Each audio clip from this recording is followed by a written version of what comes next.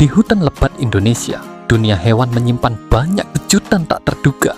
Seekor bangau besar sedang memantau lingkungannya dengan waspada.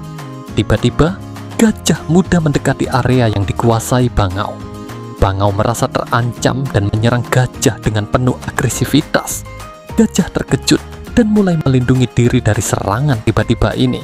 Pertempuran unik ini menunjukkan bahwa ukuran bukanlah segalanya dalam dunia hewan.